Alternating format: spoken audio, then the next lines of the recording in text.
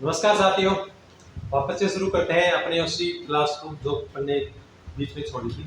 दोस्तों, कल वाली जो क्लास थी उसमें लास्ट में कुछ एक चीज़ थी वो अपने वीडियो में रिकॉर्ड होने से रह गई थी और वीडियो समय से पहले ही थोड़ा सा खत्म हो गया था। कुछ ये टेक्निकल चीज़ें हैं और इनमें से कहीं ना कोई समस्या हो जाती है दोस्तों। तो अपन जब कल कल वाली क्लास में थे तो उसमें थोड़ा सा पोर्शन अपना रह गया था, उस पोर्शन को अपन यहाँ पे पूरा कर लेते हैं।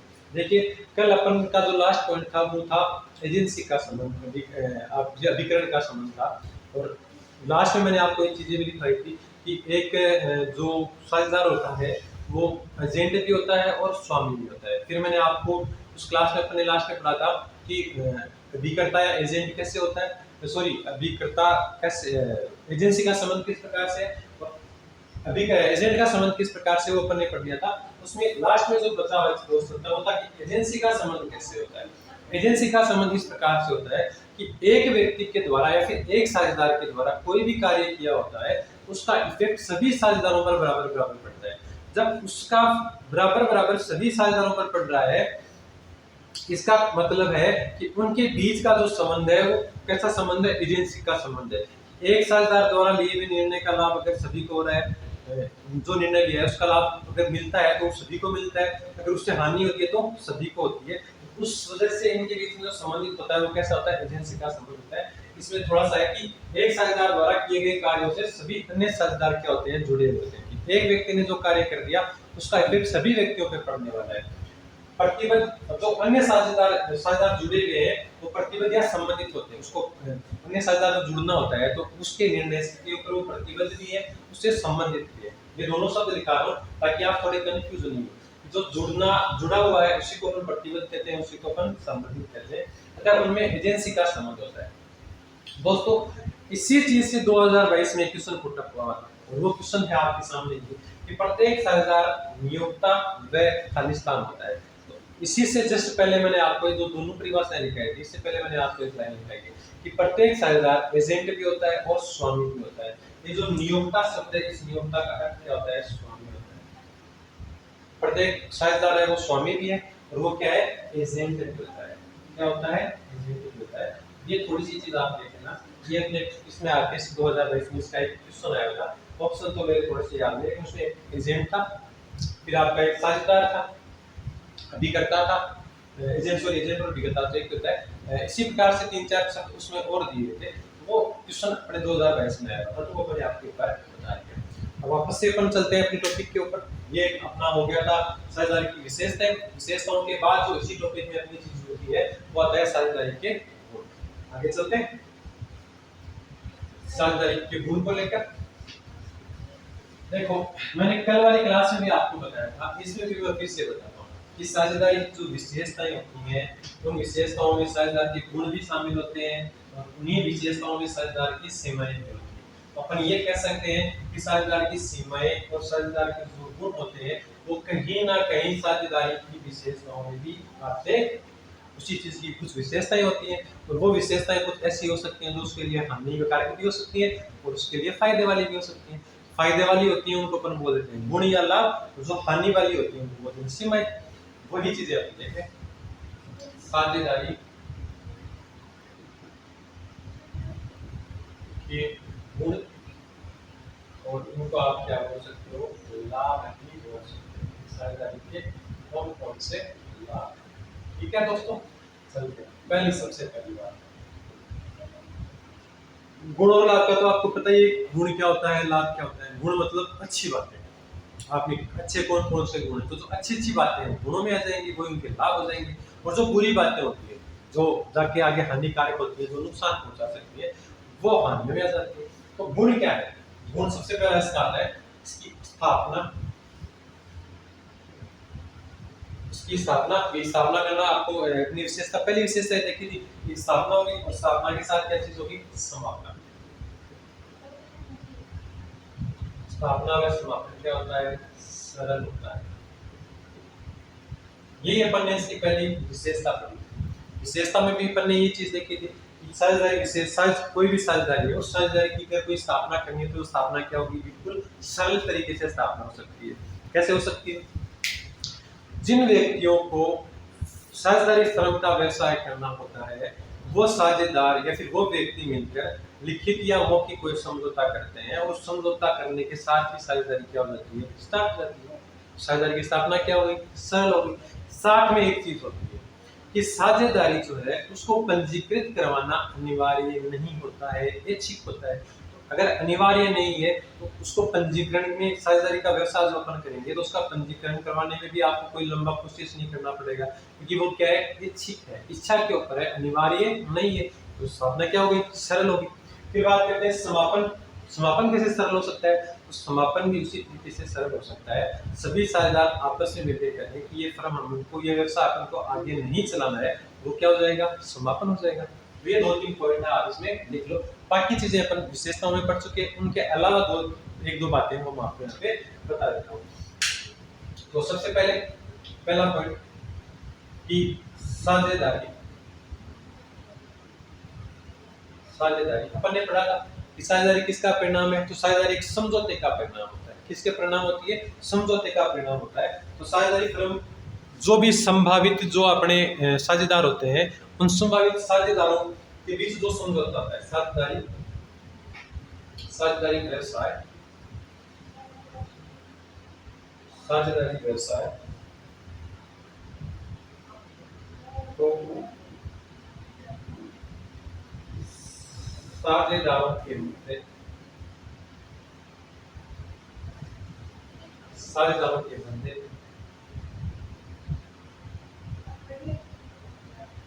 समझौते से, समझौता दो प्रकार का होता है, समझौते से प्रारंभ किया जा सकता है, समझौते से प्रारंभ किया जा सकता है।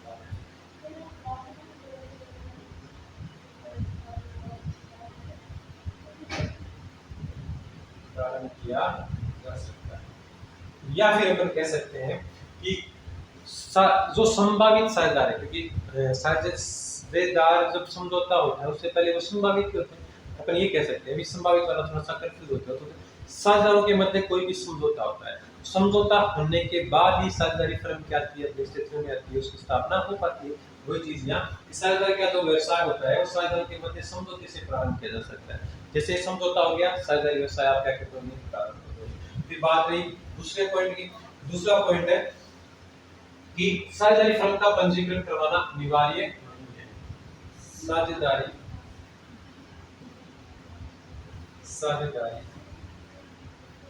फर्म का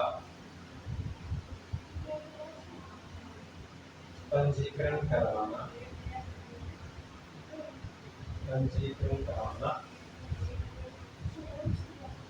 अनिवार्य नहीं होता। तो फिर कैसा होता है, अनिवार्य नहीं होता। तो कैसा होता है, ऐच्छिक। कैसा होता है, ऐच्छिक होता है। अब देखिए, ये भी इसकी क्या है, ये भी इसका एक गुण लिख सकते हैं, चाहे तो आप अलग से लिख दो, लेकिन कई की जैसे आप पढ़ोगे, कईयों के पास तो वो स्थापना व समापन सरल को एक पॉइंट बना देंगे, फिर इसकी इसका पंजीकरण करना अनिवार्य, इसको दूसरा पॉइंट बना देंगे, समझौते से प्रारंभ होती है तीसरा पॉइंट बना देंगे, अलग अलग पॉइंट बना देंगे। लेकिन बेसिक रूप से जो चीज जिस पॉइंट में जो चीजें आती है उनको आप उसी पॉइंट में रहते हुए लिखेंगे। ठीक है, पहला पॉइंट क्या हो गया, इस साझेदारों के मध्य जो समझौता होता है उसी से ये क्या हो रही है, इसका प्रारंभ हो सकता है। दूसरा, फर्म, साझेदारी फर्म का जो अपन ने प्रारंभ कर दिया है, जिस फर्म को प्रारंभ किया है उसका पंजीकरण करवाना चाहिए या नहीं चाहिए, तो उसका पंजीकरण करवाना आवश्यक नहीं है, ऐच्छिक है, उसी हिसाब से अपन करवा रहे हैं। उसके बाद तीसरा पॉइंट, इसी चीज का तीसरा पॉइंट मैं बता रहा हूँ कि समापन करना। दोनों तो शुरुआत होगी, स्थापना करने से संबंधित होगी, अब इसका समापन कैसे हो सकता है, तो समापन सभी साझेदारों की सहमति से हो सकता है। इतनी सी बात है, लिख देते हैं, सभी साझेदारों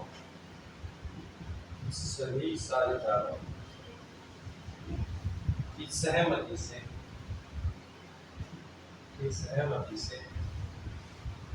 साझेदारी व्यवसाय को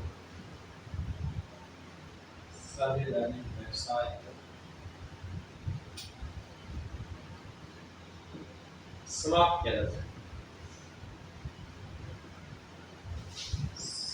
समाप्त किया जा सकता है।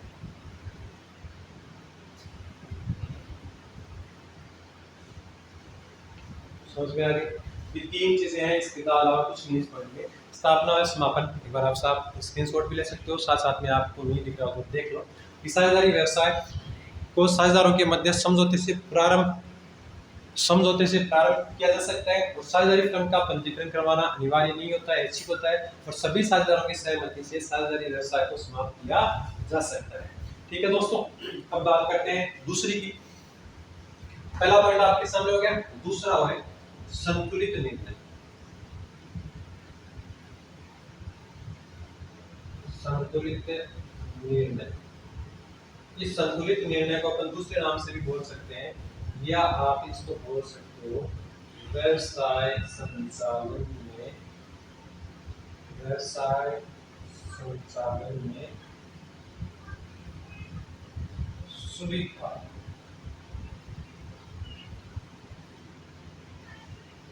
हाँ दोस्तों, संतुलित निर्णय या फिर व्यवसाय संचालन में सुविधा किस प्रकार से।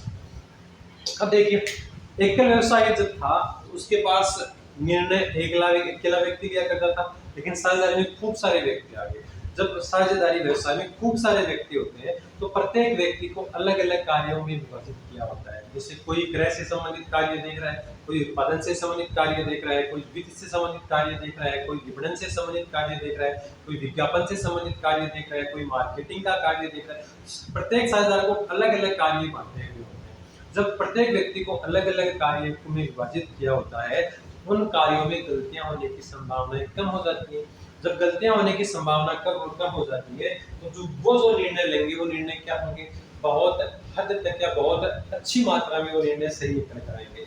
उनसे जो निर्णय निकलेंगे किस प्रकार के निकलेंगे, संतुलित निर्णय निकलेंगे। क्योंकि किसी भी प्रकार का निर्णय लेना होगा, प्रत्येक कार्य से संबंधित व्यक्ति सभी विशिष्ट योग्यता वाले व्यक्ति वहां पर उपस्थित होंगे और जब विशिष्ट योग्यता रखते हैं, विशिष्ट कार्य करते हैं, उससे संबंधित अपने अपने जो निर्णय है, अपनी अपनी जो राय या मत देंगे, वो सारी की सारी क्या होंगी, अच्छी होंगी। अब वो देखो, अलग अलग व्यक्ति अलग अलग कार्य करेंगे तो क्या हो जाएगा, व्यवसाय का संचालन में भी सुविधा हो जाएगी और उसके अलावा निर्णय भी क्या हो जाएगा, सही हो जाएगा। इसी एक ही पॉइंट से पर दो पॉइंट देख सकते हो आप। ये भी इसकी विशेषता है कि निर्णय आपके संतुलित होंगे और ये भी इसकी क्या है, विशेषता ही है कि व्यवसाय संचालन में क्या होगा, सुविधा होगा। थोड़ा सा इसमें आपको लिखा देता हूँ ताकि थोड़ा आपको साथ में लिखा है। इसमें आप लिख सकते हो कि साझेदार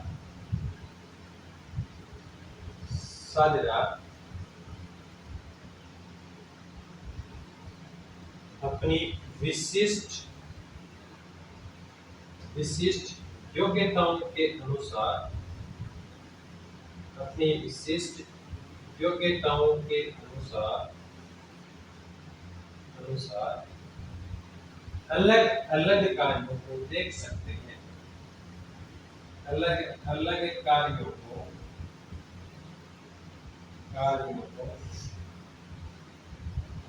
देख सकते हैं। देख सकते हैं का मतलब है उनको संभाल सकते हैं, कर सकते हैं।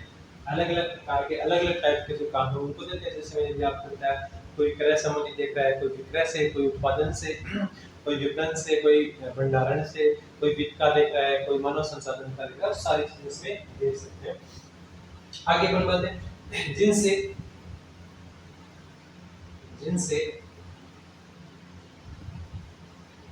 निर्णय लेने में गलतियां भी कम होती हैं, क्योंकि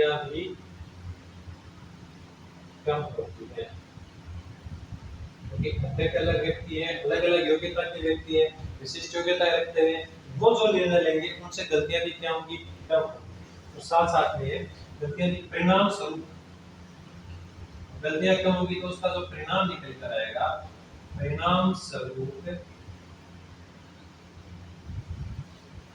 निर्णय जो है, परिणाम स्वरूप निर्णय अधिक संतुलित होंगे। परिणाम स्वरूप निर्णय जो है वो अधिक क्या होंगे, संतुलित होंगे, अधिक संतुलित होंगे।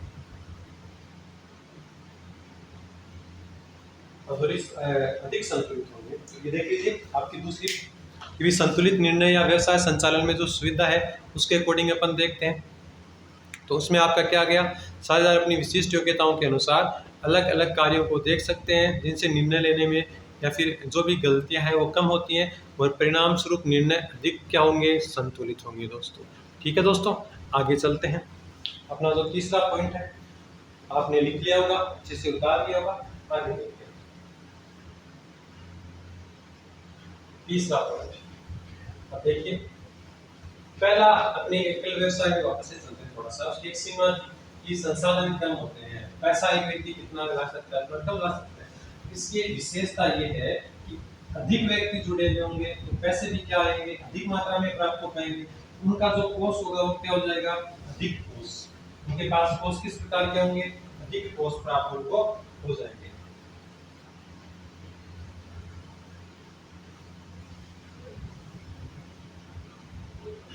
तीसरा पॉइंट है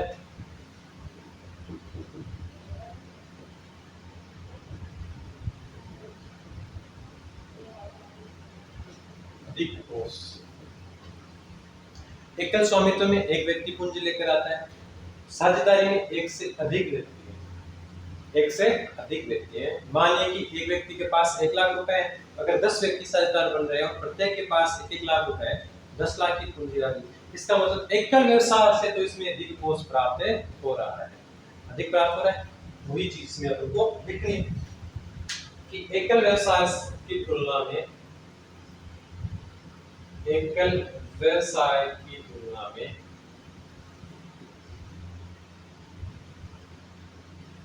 व्यवसाय की तुलना में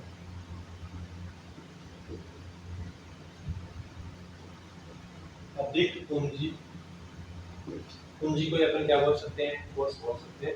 अधिक पूंजी या धन जुटाया जा सकता है।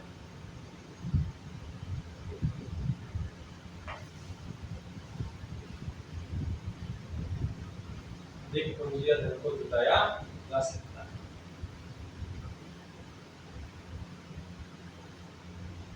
एकल व्यवसाय का नाम क्यों लिया, क्योंकि एकल व्यवसाय के बाद अगर किसी व्यवसाय में अधिक पूंजी की मात्रा होती है तो वो उसमें होती है, क्योंकि फिर इससे अधिक भी पूंजी की मात्राएं होती हैं, जैसे कंपनी में होगी। जैसे अपन इसकी एक अभी सीमाएं पढ़ेंगे, उस सीमाओं में अपन ये निकालेंगे, इसके पास सीमित संसाधन है। अपन ने एकल व्यवसाय में भी सीमित संसाधन पढ़े थे, यहाँ भी पढ़ेंगे।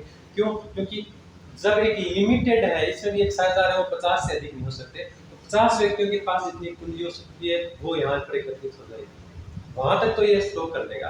लेकिन अगर उससे अधिक पूंजी की आवश्यकता होगी तब क्या करेंगे, तब अपन कंपनी की तरफ चलेंगे, क्योंकि उसमें सबसे अधिक क्या होती है, पूंजी होती है दोस्तों। ठीक है, ठीक है। तो ये क्या हो गया, एकल व्यवसाय की तुलना में अधिक पूंजी या धन को जुटाया जा सकता है, क्योंकि इसमें कई साझेदारों द्वारा पूंजी एकत्रित की जाती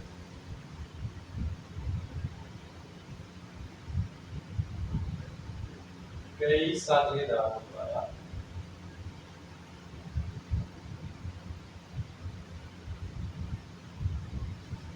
पूंजी लाई जाती है।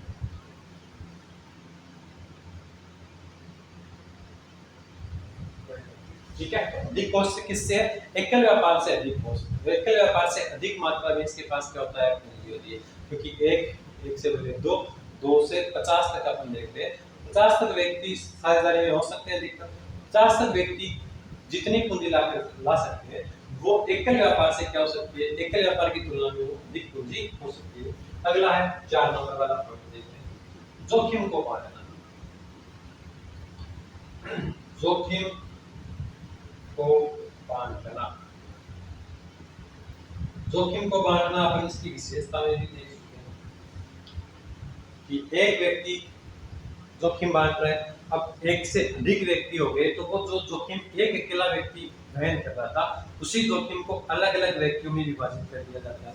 तो वो जो एक व्यक्ति पर दबाव अधिक पड़ने वाला था वो अब सभी व्यक्तियों पे क्या पड़ जाएगा, थोड़ा थोड़ा दबाव पड़ जाएगा। वही इसमें जोखिम बांटने वाले में आ जाएगी कि साझेदारी व्यवसाय को चलाने में, इसमें लिख देता हूं आगे, साझेदारी व्यवसाय को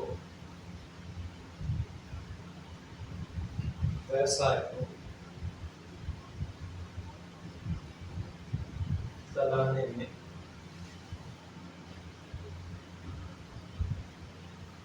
निहित जोखिम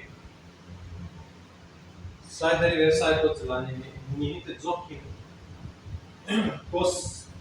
निहित जोखिम को सभी साझेदारों द्वारा निहित जोखिम को सभी साझेदारों द्वारा या सभी साझेदारों में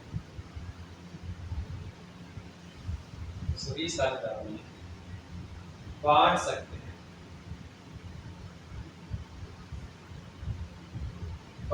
हैं और ये बांटकर मैंने आपको बताया था विशेषता के अंदर, जो विशेषता में अपन जोखिम को बांटना बताया था, जोखिम का वर्णन करना बताया था, तब मैंने आपको बताया था, थोड़ा सा आप वापस से वो पहले वाला वीडियो देख लेना। किस प्रकार से अपन ने देखा था, एकल व्यापार में देखा था कि जैसे आपकी संपत्तियां 80,000 रुपए की थी, आपके जो दायित्व थे, सेट्स, आपके जो लोन्स थे वो 1,00,000 रुपए के थे, 20,000 रुपए असीमित दायित्व वाले में है ना, कि 20,000 रुपए असीमित दायित्व है, एक कल व्यापारी अपने संपत्तियों को बेच कर वसूल जाएगा। अगर वही काम अगर साझेदारी व्यवसाय में होता है तो यहाँ एक व्यक्ति 30,000 रुपए नहीं चुकाएगा, जितने भी साझेदार हैं वो सारे साझेदार मिलकर चुकाएंगे। किस अनुपात में? जो उन्होंने साझेदारी सलेख में अनुपात डिसाइड किया हुआ है उस अनुपात में चुकाएंगे। ठीक है, साझेदारी सलेख के बाद पारित पेपर लास्ट में पढ़ेंगे। ये यहाँ थोड़ा सा एक मोटा मोटी बात है, जितने साझेदार है जो अनुपात होगा उस अनुपात में राशि बच जाएगी। कहीं कहाँ तो एक व्यक्ति पूरे 20,000 रुपए पहुंच रहा था, कहाँ अधिक व्यक्ति आ गए तो अधिक व्यक्तियों में क्या हो गया। ठीक है, वही चीजें बार बार ना बता के आप वापस से एक बार उस चीजें वहां पर देख सकते हो। अब देखो सभी साझेदारों में बांट सकते हैं, जिससे क्या होता है, जिससे अकेले साझेदार, अगर कोई एक व्यक्ति उठाता उसको होता ना, जिससे अकेले साझेदार कर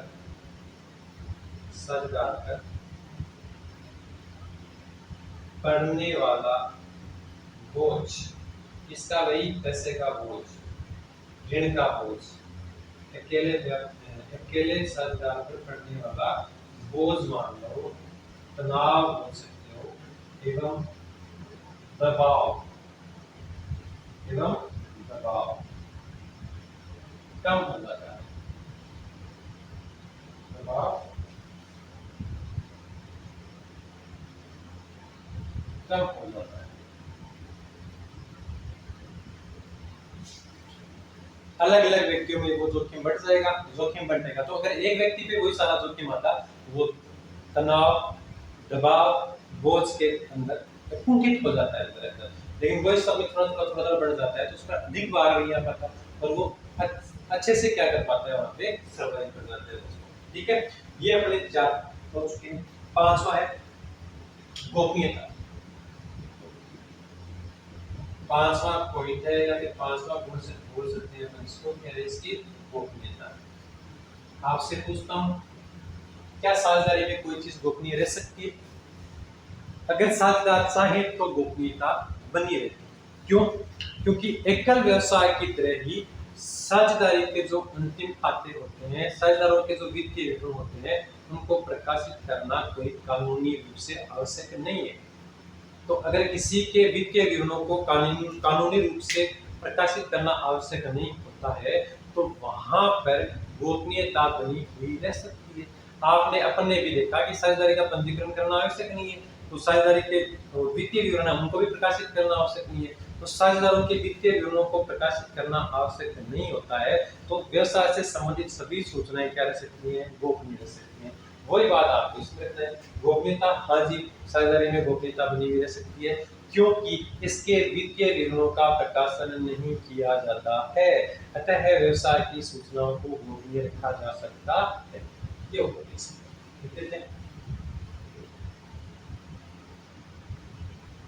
साझेदारी फर्म के लिए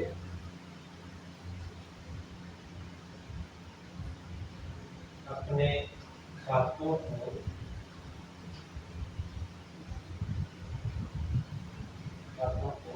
प्रकाशित करना या उनका ब्यौरा देना, प्रकाशित करना या उनका विवरण बोल सकते हैं, उनका विवरण या ब्यौरा, किसी चीज के बारे में बताना क्या करता है, ब्यौरा देना होता है। ब्यौरा देना कानूनी रूप से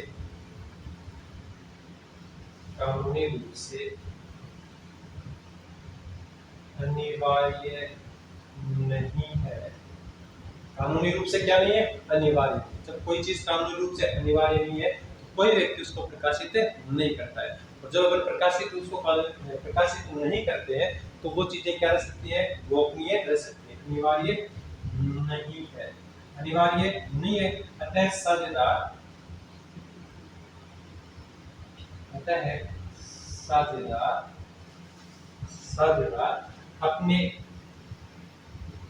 अपने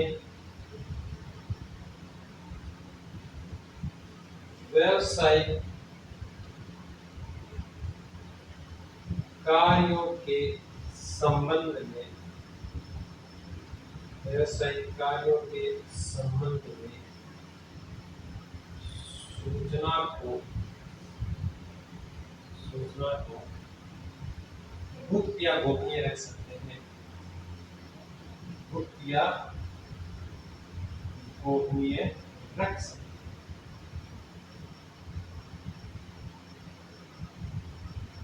ये लीजिए दोस्तों, आपका 5वां पॉइंट गोपनीयता। साझेदारी फर्म के लिए अपने खातों को प्रकाशित करना या उनका विवरण या ब्यौरा देना कानूनी रूप से अनिवार्य नहीं है। अतः साझेदार अपने व्यावसायिक कार्यों के संबंध में सूचनाओं को गुप्त या गोपनीय रख सकता है दोस्तों। ठीक है दोस्तों, ये आपके 5 इसकी गुण या लाभ हो चुके हैं। आप इसका एक बार स्क्रीनशॉट ले लीजिए, इसको देख लीजिए, उसके बाद मैं अगला पॉइंट बताता हूँ। अपना अगला और लास्ट पॉइंट इसका गुण का है कि आपने अभी तक वो चीज जो अपन से छुपी हुई कि किस प्रकार वो साझेदार का जो प्रकार होगा उस प्रकार में पढ़ने वाले थे, लेकिन इसकी विशेषता में भी वो चीज है, इसके गुण में भी वो चीज आती है, तो यहाँ भी उसका थोड़ा सा क्या विवरण करना आवश्यक होता है। अपने व्यवसाय के जितने भी व्यवसायिक संगठन के जितने भी स्वरूप, कह सकते हैं कि जितने भी व्यवसाय के प्रकार है, उन व्यवसाय के प्रकारों में अगर नाबालिग को कहीं संरक्षण प्राप्त हुआ है, नाबालिग साझेदार को या अव्यस्त साझेदार को कहीं विशेष संरक्षण दिया हुआ होता है, तो वो आपकी इसी साझेदारी वाले बंदे में दिया होता है। सीधा सा लिखा देता हूँ, एक ही बात है। 6 नंबर अव्यस्त क्या होते हैं, नाबालिग मतलब 18 वर्ष से कम आयु का बच्चा, 18 वर्ष से कम आयु का अगर कोई व्यक्ति है, कोई भी है, उसके बारे में बात करिए। अव्यस्त साझेदार को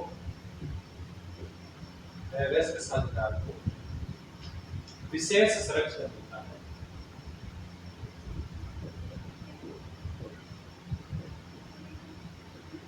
विशेष संरक्षण मिलता है। अब बता दें तो मैं इसके बारे में बताना तो बाद में चाहता था, जैसे अपन अगली क्लास में साझेदारों के प्रकार के बारे में पढ़ेंगे, वहां बताना चाहता था, लेकिन अब यहाँ थोड़ी सी आई गई है तो इसके बारे में चर्चा कर देते हैं कि भाई जब एक अव्यस्त या नाबालिग साझेदार होता है उसको सिर्फ और सिर्फ लाभों में ही हिस्सा दिया जा सकता है दोस्तों। हाँ, हानि में अव्यस्त का कोई रोल नहीं होता है। और क्या हो सकता है, और इसके जो दायित्व होते हैं वो होते ही नहीं, किसी प्रकार का दायित्व नहीं है इसका, ना तो कोई सीमित दायित्व होता है, ना इसका असीमित दायित्व होता है। नाबालिग का अगर क्वेश्चन पूछ लिया जाता है कि साझेदारी व्यवसाय में नाबालिग का दायित्व किस प्रकार का है, तो साझेदारी में नाबालिग का ना तो सीमित दायित्व है और ना ही असीमित दायित्व है। किसी भी प्रकार का भुगतान करने के लिए व्यक्ति एलिजिबल नहीं होता है, मतलब किसी प्रकार का दायित्व नहीं बन रहा, और सिर्फ लाभ में हिस्सा प्राप्त करेगा। लाभ हो रहा है तो वैसा ले लेगा, हानि हो रहा है तो नहीं लेगा, ना हानि के पैसे चुकाएगा ना लेने वाला, ना किसी प्रकार का इसके पास कोई दायित्व होता है। और क्या होता है इसके साथ, और ये होता है कि ये सिर्फ साझेदारी फर्म के अंदर साझेदारी फर्म के खातों की जांच कर सकता है। साझेदारी फर्म में जो मीटिंगें होती हैं उन मीटिंगों में हिस्सा नहीं ले सकता, उनके बारे में कोई प्रबंध की निर्णय नहीं ले सकता, क्योंकि निर्णय लेने के लिए वो अभी क्या है, बच्चा है, निर्णय उसके मान्य नहीं होते, तो वो साझेदारी प्रबंधकों की बैठक में भाग नहीं ले सकता है। खातों की जांच कर सकता है। और क्या हो सकता है, जिस वक्त ये बालिग होता है, अगर ये 18 वर्ष का हो गया तो उसके 60 दिनों के भीतर भीतर से सार्वजनिक रूप से सूचना देनी होती है कि मैं अमुक व्यक्ति मैं एक अमुक व्यक्ति हूँ और इस फर्म में मैं साझेदार हूँ और वहाँ मैं अब बालिग हो चुका हूँ, अब मैं वहाँ प्रबंधकीय फर्मों में भी हिस्सा ले सकता हूँ, मेरे दायित्व हैं वो भी सीमित हो चुके हैं, वो सारी बातें उसको वहाँ पे स्वीकार करनी है। ठीक है, और सारी चीजें इसके बारे में फिर वहाँ पे ही ये कुल मिलाकर 6 जो थी वो इस एवरेस्ट या साझेदार बोल सकते हैं, पर साझेदार के क्या थे गुण थे, इसके लाभ थे। इन्हीं में से दो से जैसे मैंने आपको अंदर बातें और लिखाई है, उसी प्रकार से वो जो चीजें हैं वो आपके सामने आती जाएंगी। साझेदारों को अपन अलग बताएंगे, वही विशेषताओं में शामिल हो जाएगी, वो इसके गुणों में आ गया। अब अपन इसकी बात करते हैं सीमाओं के बारे में। हाँ दोस्तों, इसकी सीमाएं देखते हैं, कौन कौन सी सीमाएं। साझेदार के गुण, साझेदारी की सीमा, लिमिटेशन, हानियां, साझेदारी की सीमाएं, और इसको अपन हानियां बोल सकते हैं, इसके लॉस से बोल सकते हैं। क्या क्या लॉस? पहला, असीमित दायित्व, ये इसकी विशेषता भी थी, और ये इसका क्या हो गया, सबसे पहला इसकी सीमा भी हो। असीमित दायित्व के बारे में मैं आपको बता चुका हूँ।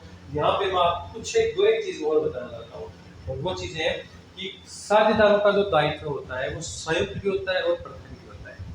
संयुक्त और पृथक। संयुक्त का मतलब कि एक तो हो गया कि जितना भी हमारे पास जो ऋण है उनको हम संयुक्त रूप से चुकाएंगे, और एक पृथक मतलब जिस अनुपात में उन्होंने वहन किया है उस अनुपात में। जैसे थोड़ा सा बताता हूँ आपको ताकि आप समझ जाओ। जैसे एग्जांपल लेकर लेते हैं, जैसे ए बी सी 4 क्या है पार्टनर, तो इन चारों को ये बोल सकते हैं कि ऋण जो होते हैं अनुपात अनुपात है, ये सब ये मानो कि ये संयुक्त रूप से है।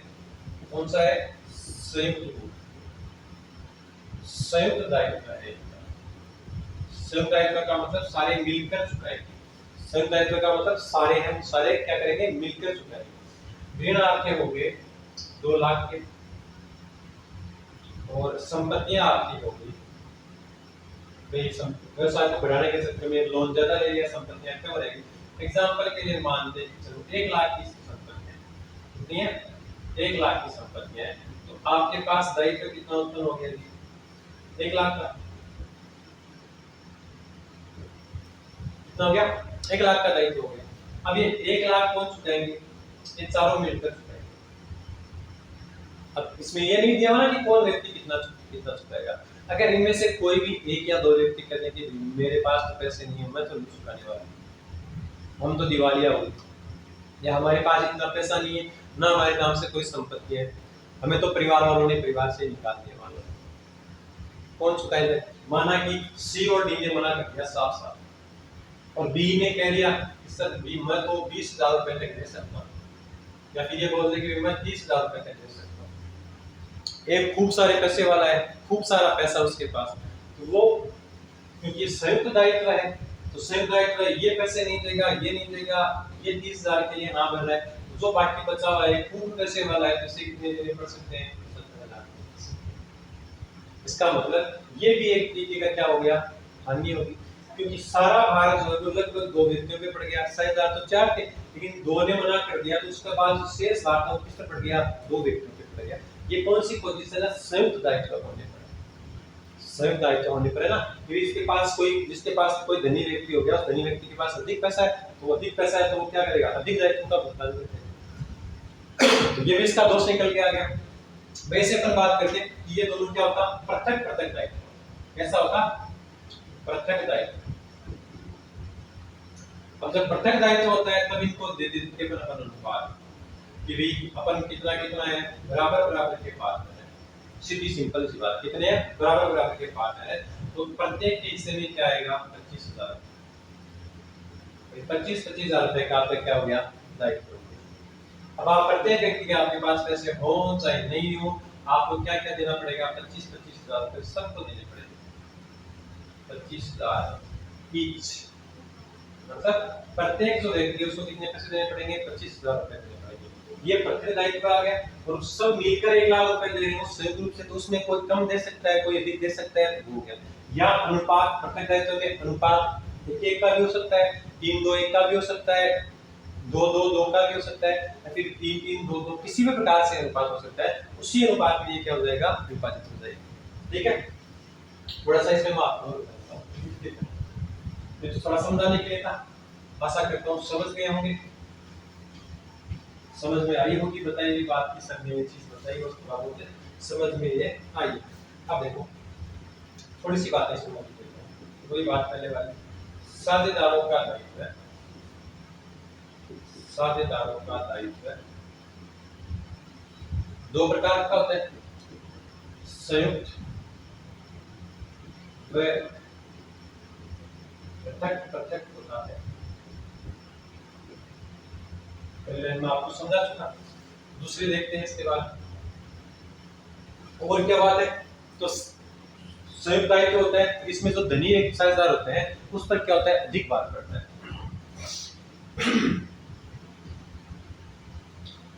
संयुक्त दायित्व में, संयुक्त दायित्व में धनी साझेदार, तो जो अधिक पैसे वाला व्यक्ति होगा, धनी साझेदार को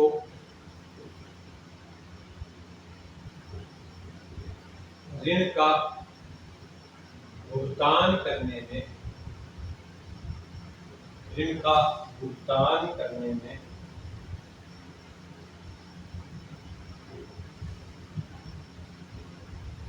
असमर्थ साझेदारों,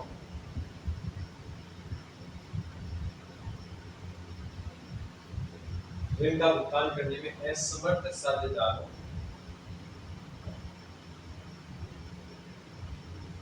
साझेदारों के ऋणों का भी भुगतान करना पड़ता है।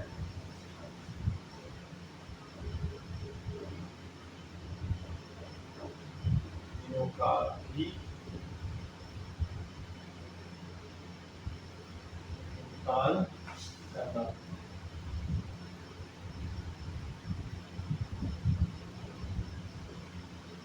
ठीक है, असीमित दायित्व हो गया। असीमित दायित्व वैसे भी एक भी आपको संपत्तियां बेचकर, अपनी संपत्तियों को बेचकर फिर ऋणों का भुगतान करना पड़ता है। तो ये भी एक सीमा ही है कि आपको इतनी पूंजी लगा कि वहां तक आपका दायित्व नहीं बन रहा है, उसके बाद भी आपका क्या बन रहा है, दायित्व बन रहा है। बाकी बातें अपनी विशेषताओं में मेरी दिखाई हुई है। उसके बाद अपना आता है दूसरा पॉइंट, जिसको कहते हैं सीमित संसाधन। सीमित संसाधन आपको क्या सर, एकल व्यवसाय पढ़ रहे थे, वहां भी आपने सीमित संसाधन ही बताया था, और यहाँ भी फिर से आप सीमित संसाधन के बारे में बताने लगे। तो कहने का मतलब ये है कि साझेदारी है, उसमें भी तो एक लिमिटेशन रखा हुआ है। एकल व्यापार में तो एक व्यक्ति था, लेकिन साझेदारी में तो अधिकतम की सीमा आ चुकी है। अधिकतम सीमा कितनी है, 50। अधिकतम सीमा आ चुकी ना 50। तो एक व्यवसाय में 50 व्यक्ति जितने संसाधन लगेंगे, जितनी पूंजी लगेंगे, वो भी तो एक निश्चित लिमिट हो चुकी है। उसके बाद में भी तो आगे पैसे की व्यवस्था नहीं हो पाई। उसके बाद अधिक पैसे की व्यवस्था करने के लिए अपने पास साझेदार नहीं है, और ना ही अपन नया साझेदार जोड़ सकते हैं, क्योंकि अपन अधिकतम सीमा को पूरा कर चुके हैं। अब अधिक पैसा लाने के लिए क्या करना पड़ेगा, तो अधिक पैसा लाने के लिए अपन को व्यवसाय का स्वरूप चेंज करना पड़ेगा। लोगों से पैसा लेने में तो किसमें जाएगा, कंपनी में चला जाएगा। तो ये सीमित संसाधन मतलब अधिकतम संख्या अपन को इसमें निर्धारित की जा चुकी है। अधिकतम संख्या जहां निर्धारित हो चुकी है, तो वहां भी एक पूंजी का लिमिटेशन हो चुका है। एक सीमित संसाधन का क्या हो चुका है, लिमिटेशन हो चुका है कि 50 व्यक्तियों तक ही इनके पास क्या है, सोर्सेज है। उसके बाद इनके पास कोई सोर्सेज नहीं है, वहां भी क्या आ गया, सीमित संसाधन आ गया। इसमें भी थोड़ी सी आप लिख सकते हो, तो एक बात मैं लिखवा लेता हूं।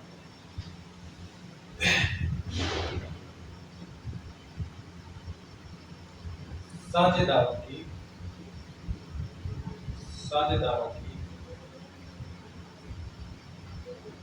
अधिकतम संख्या सीमित, इसको बोल सकते हैं निश्चित होती है।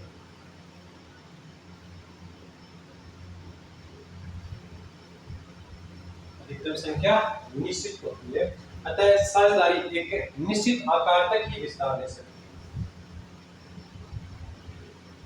करता है साझेदारी फर्म एक निश्चित आकार से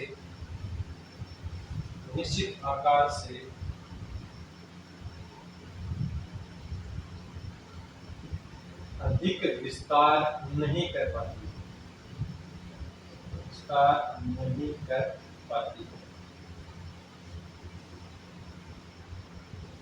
एक निश्चित तरह के एक निश्चित विस्तार तक पहुंच जाती है। व्यवसाय के अधिक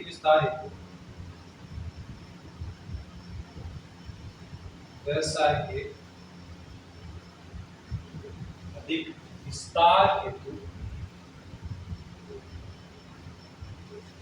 उनके संसाधन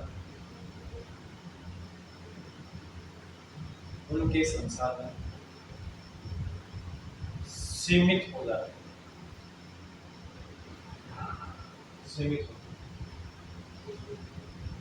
चीज की भी साझेदारी अधिक विस्तार के लिए कहाँ जाना पड़ेगा, कंपनी के करना पड़ेगा, कंपनी की तरफ जाना पड़ेगा। तो यहाँ लिमिटेशन हो गया कि अधिकतम संख्या एक निश्चित मात्रा है, और वैसे अगर कंपनी की तरफ देखेंगे तो वहाँ अधिकतम संख्या की कोई निश्चित मात्रा नहीं होती। तो वहाँ चाहे जितनी पूंजी हो सकती है, लेकिन यहाँ पे वो चीज क्या हो जाएगी, लिमिट में आ जाएगी, निश्चित आ जाएगी। ठीक है, पहले आपका सीमित दायित्व था, दूसरा आपका सीमित संसाधन था, तीसरा इस सीमित संसाधन को अपन एक नाम से थोड़ा सा और भी जान सकते हैं, और वो है बड़ी व्यावसायिक योजनाओं के लिए अनुकूल। इसी को आप पढ़ सकते हो, इसको 2 नंबर आएगा। फिर मैं अलग से लिख देता हूँ, 3 नंबर डाल के देता हूँ कि ये क्या हो जाएगा, बड़ी व्यावसायिक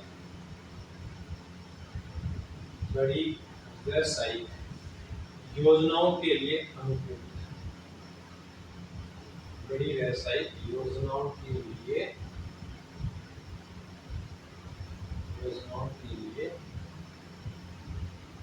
अनुपयुक्त। वही सेम चीज भी लिमिटेशन है, लिमिट पैसा है तो और भी बड़ी योजना लेके आएंगे अपन, उसके लिए क्या हो जाएगा, अनुपयुक्त, क्योंकि पर्याप्त संसाधन नहीं हो पाएंगे, और पर्याप्त संसाधन नहीं हो पाएंगे तो बड़ी योजना भी नहीं लगा पाएंगे दोस्तों। ठीक है, आगे चलते हैं अपने नेक्स्ट की ओर। मेरा देता हूँ, एक बार आप इसका स्क्रीनशॉट ले लीजिए।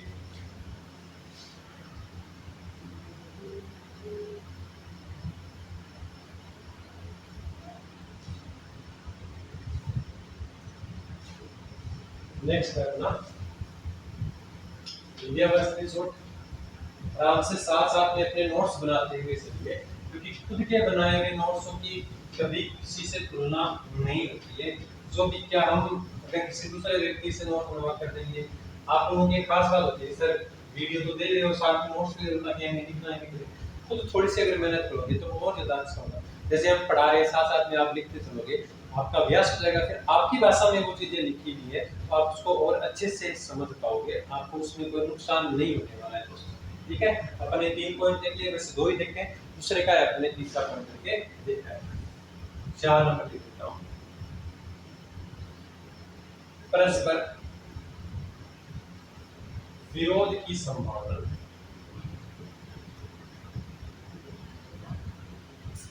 परस्पर विरोध की संभावना देखिए कैसे होगी विरोध की संभावना। अपन ने देखा कि विशिष्ट योग्यताएं वाले व्यक्ति होते हैं साझेदारी में, और उनके पास अलग अलग विभाग या अलग अलग कार्य उनको मिले होते हैं। अब अगर कोई दूसरा व्यक्ति जो किसी कार्य के लिए जानकार है, मतलब एक साझेदार किसी कार्य के लिए जानकार है और उसने दूसरे को राय देने की कोशिश की या कोई बात बताने की कोशिश की, अगर वो उस बात को नहीं मानता है और उसको बात को नहीं मानने से अगर व्यवसाय को नुकसान होता है, तो वहां धीरे धीरे मतभेद होना शुरू होते हैं। यार हम कोई अच्छी बात बताना चाह रहे हैं, ये व्यक्ति इसके पास ये विभाग है लेकिन ये अपनी बात नहीं मान रहा है, तो इसकी वजह से अपन सभी को क्या हो रहा है, नुकसान उठाना पड़ता है। एक नया विवाद जन्म लेता है, वहां क्या जन्म ले रहा है, नया विवाद सामने निकल के आता है, या विवाद होने लगे। और जब विवाद होते हैं तो परस्पर विरोध की संभावनाएं होती है, और फिर धीरे धीरे वो व्यवसाय किसकी तरफ चला जाता है, क्योंकि वही है, घर में अगर 5 उंगलियां पांचों बराबर नहीं होती, वैसे 5 अलग अलग प्रकार के जब व्यक्ति होंगे उनके विचार भी सबके क्या होंगे, अलग अलग विचार। तो सबको एक साथ समूह पर बैठाकर एक राय एक मत पर रखना भी क्या होता है, मुश्किल होता है। ये अपने घर में भी देखते हैं कि खूब सारे लोग होते हैं अपने पास, दादाजी दादी जी, ताऊ जी ताई जी, चाचा चाची, मम्मी पापा, वह सारे खूब सारे लोग हैं, अपन खूब सारे भाई बहन होते हैं बड़े संयुक्त परिवार में देखें, तो वहां भी कोई एक बात रखी जाती है, उस निर्णय पर भी अलग अलग मत निकल कर आते हैं। वही साझेदारी नहीं है, साझेदारी भी अलग अलग मानसिकता के लोग होते हैं और वहां भी अलग अलग निर्णय निकल कर आते हैं। उनको एक संयुक्त रूप से आप एक निर्णय पर लेकर आओ, थोड़ा मुश्किल होता है। आपस में कहीं ना कहीं उनके बीच में मतभेद जैसी चीजें निकल कर आती हैं, और मतभेद जहां होता है तो उसकी क्या हो जाएगी, सीमा हो जाएगी। इसमें लिखो आप साझेदारों के मध्य,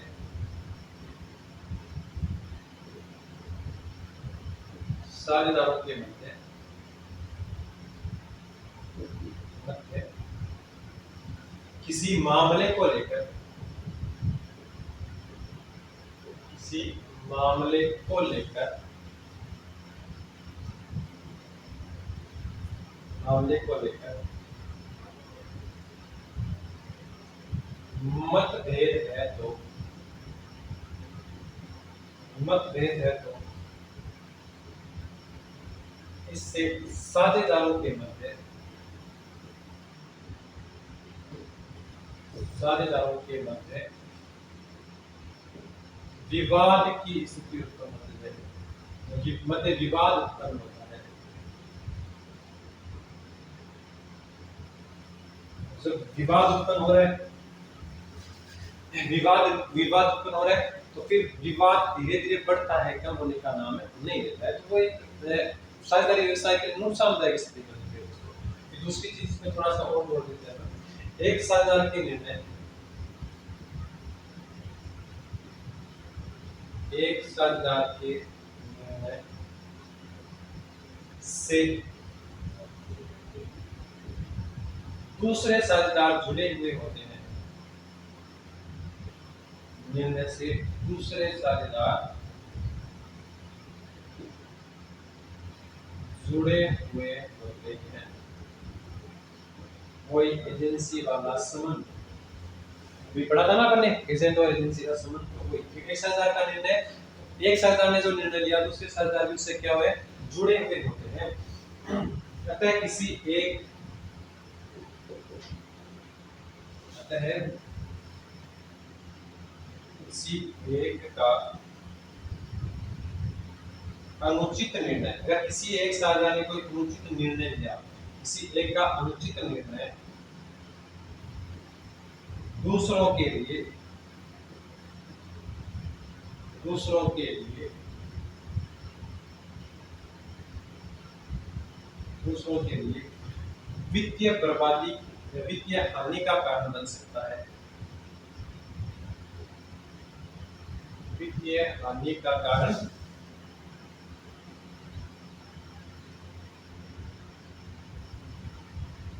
बन सकता है।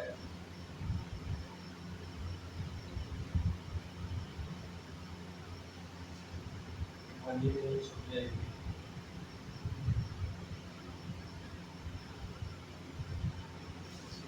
हानि का कारण बन सकता है।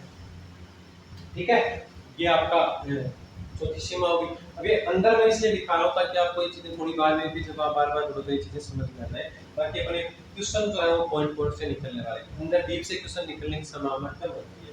फिर अगला पॉइंट है आपका 5 मिनट का, निरंतरता की कमी, निरंतरता की कमी, या फिर इसे अपन बोल सकते हैं अनिश्चित जीवन काल, अनिश्चित जीवन काल। विशेषता के रूप में अपन ने निरंतरता पढ़ी थी कि जिस प्रकार से एकल व्यापार में वही सारी समय अनिश्चितता रहती है, उसी प्रकार साझेदारी में भी रहती है। व्यवसाय की थोड़ी कम रहकर साझेदारी की ज्यादा रहती है, साझेदारी की अनिश्चितता ज्यादा रहती है, क्योंकि खूब सारे साझेदार होते हैं, तो वहाँ कोई साझेदार जैसे मतभेद होने के चलते सेवानिवृत्त हो सकता है, या फिर कोई किसी की मृत्यु हो सकती है, कोई अवकाश ग्रहण कर सकता है, कोई दिवालिया हो सकता है, कोई पागल हो सकता है, कोई किसी भी प्रकार की अगर उनमें कोई दिक्कत आती है, तो साझेदारी है वो सबसे पहले साझेदारी खत्म होगी। एक ही व्यक्ति उनमें से निकल कर गया, जो पूरी साझेदारी थी वो साझेदारी क्या हो जाएगी, साझेदारी का पूरी का भी खत्म हो जाएगा, साझेदारी खत्म हो जाएगी। शेष साझेदार बाकी रहे हुए हैं वो जरूर व्यवसाय का संचालन कर सकते हैं, लेकिन निरंतरता की क्या रहेगी, वहां पर कमी रहेगी। वो सारी चीजें मेरी वहां पर लिखाई गई। इसमें आप एक नई चीज दे सकते हो, और वो ये कि सभी साझेदारों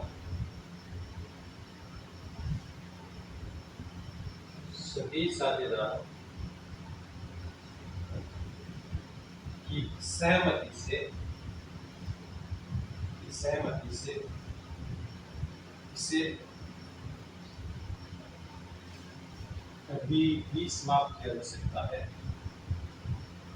इसे कभी भी समाप्त किया जा सकता है।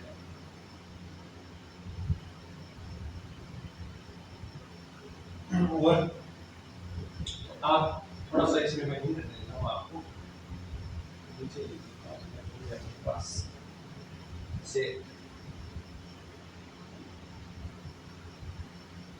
मृत्यु, सेवानिवृत्ति, दिवालिया, सेवानिवृत्ति को अवकाश न करना भी बोल सकते हो, दिवालिया, पागल आदि अवस्था में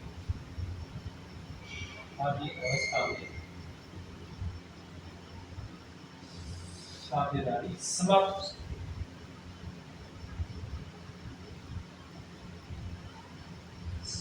हो सकती है, समाप्त हो सकती है। हाँ सर, ये आपका 5 ऑप्शन। निरंतरता की कमी, ये सारी चीजें मेरी आपको समझ नहीं है, फिर भी थोड़ी सी चीज जिसमें आप और देख लो कि सभी साझेदार की सहमति से इसे कभी भी क्या किया जा सकता है, समाप्त किया जा सकता है। और कोई एक साझेदार अगर सेवानिवृत्त होता है, अगर उसकी मृत्यु होती है, अगर वो दिवालिया होता है, अगर वो पागल होता है, तो इस अवस्था में साझेदारी क्या हो सकती है, समाप्त हो सकती है। ठीक है, इसी कारण इसको क्या बोलते हैं, निरंतरता की कमी, या फिर अनिश्चित क्या बोलते हैं, इसका जीवन काल बोलते हैं। ये भी इसकी क्या है, समस्या है। और इसका लास्ट पॉइंट देख लीजिए, जनसाधारण में विश्वास की कमी। ये क्या हो गया, जनसाधारण कहाँ गए इसमें भाई, अगर कोई व्यवसाय चल रहा है, उस व्यवसाय में जनता कब विश्वास करती है, जनता कब विश्वास करती है, जब जनता को उस व्यवसाय के बारे में क्या हो, पता, जानकारी हो। यहाँ साझेदारी जो व्यवसाय है, इसकी सूचनाएं तो गोपनीय रहती हैं, क्योंकि अपन इसके लेखों को प्रकाशित नहीं करते, वित्तीय विवरणों का प्रकाशन नहीं कर रहे। और जब वित्तीय विवरणों का प्रकाशन नहीं कर रहे हैं, तो इसकी सूचनाएं क्या है, गोपनीय है। और जिन चीजों की सूचनाएं गोपनीय रहती है, जनता उन पर थोड़ा कम विश्वास करती है। ठीक है, इसका अपना छोटा पॉइंट है, जनसाधारण में विश्वास की कमी।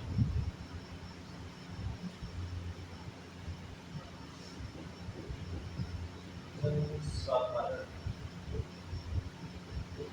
में विश्वास की कमी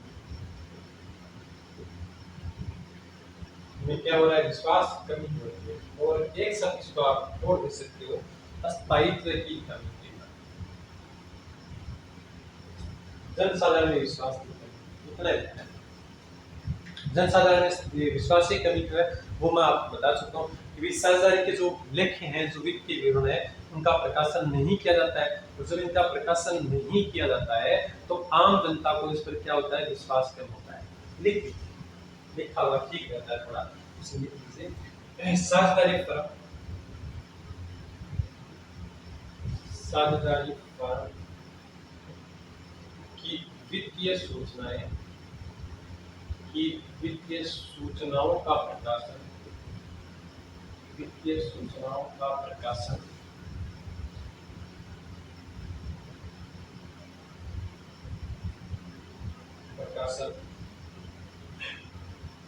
करना कानूनी रूप से आवश्यक नहीं है, रूप से आवश्यक नहीं है। भी अपन ने कोड पढ़ा था, गोपनीयता का मतलब कि सूचना क्या रहती है, गोपनीय रहती है, वो इसकी हानि बन करा रही है। जो गुण था वही गुण इसका क्या है, कि लॉस है। प्रकाशन करना कानूनी रूप से क्या है, आवश्यक नहीं है। अतः जनसाधारण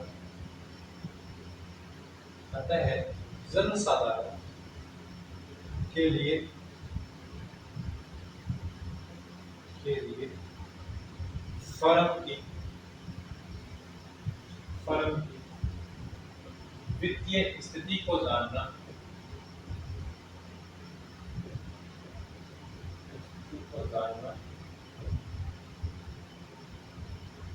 फर्म की वित्तीय स्थिति को जानना कठिन हो जाता है।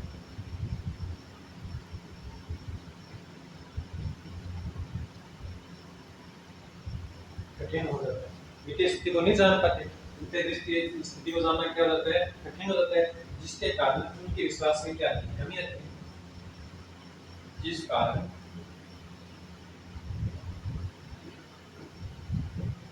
उनके विश्वास में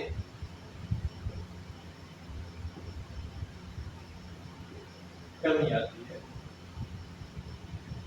पहला कारण तो यह हो गया, पहला कारण हो गया ना कि वित्तीय सूचनाओं का प्रकाशन नहीं कर पा रहे, और प्रकाशन नहीं कर पाने के कारण कानून रूप से आवश्यक नहीं है, प्रकाशन नहीं कर पाते तो जनता जनसाधारण जो उनके खातों तक नहीं पहुंच पाती, और जिसके कारण उनके विश्वास में क्या आती है, कमी आती है। तो पहला इससे जस्ट पहला वाला पॉइंट, वो भी क्या है, इसका एक जनसाधारण में विश्वास की कमी का कारण है, वो क्या है, स्थायित्व की कमी, क्योंकि स्थायित्व या निरंतरता नहीं बनी रहती, स्थायित्व की कमी के कारण भी, स्थायित्व की कमी के कारण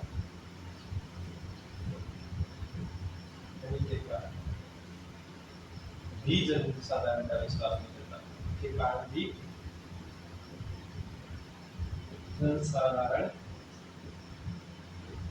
का विश्वास